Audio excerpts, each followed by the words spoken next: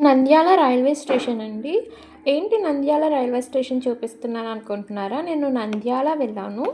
ఎందుకంటే పాపది dance programme ఉంది. నంద్యాలలో ఫోక్ డాన్స్ ఉంది. అలాగే మహానందిలో క్లాసికల్ డాన్స్ ఉంది.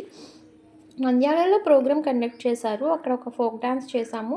అండ్ సర్టిఫికేట్, మెడల్స్ అయితే ఇచ్చారు పిల్లలందరికీ. అక్కడ అకామిడేషన్ కూడా ఇచ్చారండి. బట్ మేమైతే బయటే ఓన్ అకామిడేషన్ అయితే మేమే చూసుకున్నాము.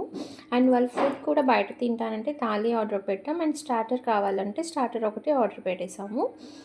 ఆ 2 డేస్ కూడా అక్కడ చాలా ఎండగా ఉంది. అసలు ఏమీ తినాలనిపించలేదు. వెళ్ళిన రోజు ఈ ఫుడ్ తిన్నాము. ఇంతే తినడం. తర్వాత అయితే అన్నీ వాటర్ ఎక్కువ తాగడం, జ్యూసెస్ తాగడం అట్లానే అయిపోయింది. అంత వేడిగా ఉంది. హాట్ వేవ్స్ అంట అక్కడ. 45-50 డిగ్రీస్ హీట్ అయితే ఉంది.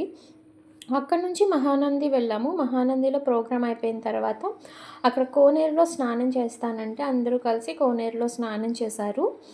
అండ్ ఆ వేడికి కోనేరులో దిగ్గానే పిల్లలకి చాలా హ్యాపీగా అనిపించింది. ఎప్పుడెప్పుడు కోనేరులో స్నానం చేద్దామా అనుకున్నారు.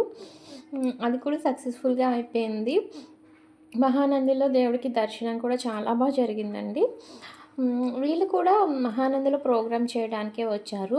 వీళ్ళు కూడా చాలా డాన్స్ అయితే పెర్ఫార్మ్ చేశారు.